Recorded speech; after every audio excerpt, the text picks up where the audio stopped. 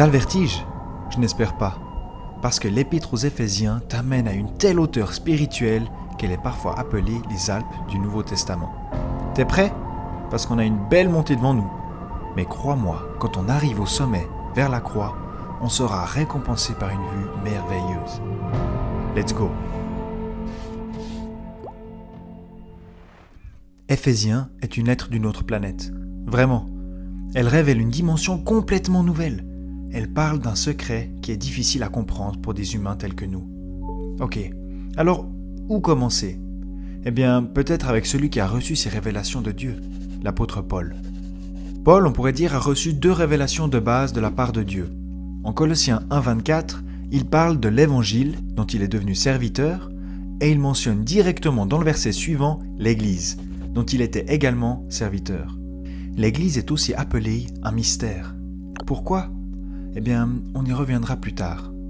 En Romains 16, 25, l'apôtre parle également de ces 2 points. L'Évangile est le mystère. Et en Éphésiens 3, on retrouve encore une fois ces 2 piliers. D'abord, il parle de l'Évangile dont il avait été fait ministre, et ensuite de comment il a été chargé du plan du mystère caché depuis des siècles, mais maintenant vu dans l'Église. Donc, Évangile et Église. Alors maintenant, 2 petites questions. Dans quelle lettre de Paul est-ce que l'Évangile est expliqué? Juste, dans l'Épître aux Romains. Mais où est-ce que le mystère est déchiffré dans toute sa splendeur? Des idées? Dans les Éphésiens. Ce qui va nous aider maintenant, c'est de comparer ces 2 lettres pour avoir une impression générale et pour voir dans quelle mesure elles diffèrent l'une de l'autre. La lettre aux Romains commence avec un problème. L'homme s'est détourné de Dieu. En Éphésiens, de l'autre côté, on peut voir directement le but final de Dieu, des personnes parfaites en Christ, en amour devant Dieu. Wow! T'as peut-être déjà commencé à avoir un peu mal à la tête. Et tu ne comprends probablement pas tout. Mais t'inquiète, on va y arriver. Alors que le livre des Romains commence avec le problème, Éphésiens va directement à ce que Dieu avait ultimement en tête. Romains est écrit à chacun individuellement. Comment chacun devient juste devant Dieu. Mais en Éphésiens, c'est principalement à propos d'un groupe de personnes. Ok, alors allons voir un peu plus en détail. La personne à qui Romain est adressé vit dans le péché. Alors que le groupe de personnes en Éphésiens connaît déjà son état, mort. La personne en Romain est bien entendu autant spirituellement morte que ceux de l'Épître aux Éphésiens, mais elle ne l'a pas encore compris et doit donc en être convaincue. C'est pour ça qu'en Romain, Paul utilise très souvent la loi, parce que c'est un miroir qui reflète ou révèle notre saleté. Pour les Éphésiens, ce n'est pas nécessaire, parce qu'ils sont déjà vus et regardés comme étant morts. Ils cherchent et veulent vivre à nouveau.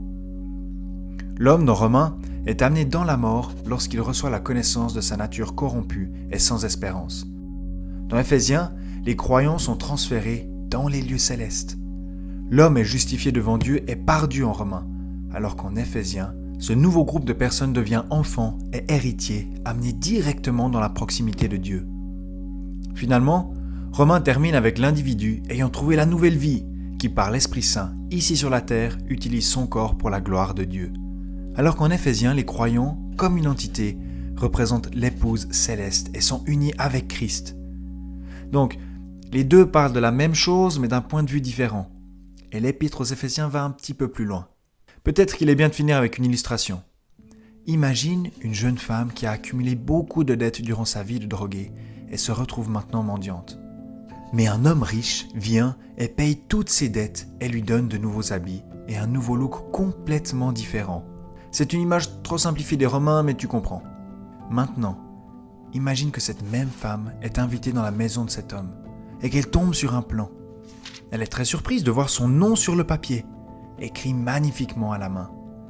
Elle y regarde de plus près et commence à réaliser que cet homme l'a toujours cherchée et a depuis toujours voulu la sauver. Elle est hallucinée. Elle continue de lire et à la fin de la lettre, ses yeux sont remplis de larmes. Elle a l'impression d'être dans les nuages, de toucher le ciel. Et c'est ce qui se passe quand un enfant de Dieu comprend la lettre aux Éphésiens.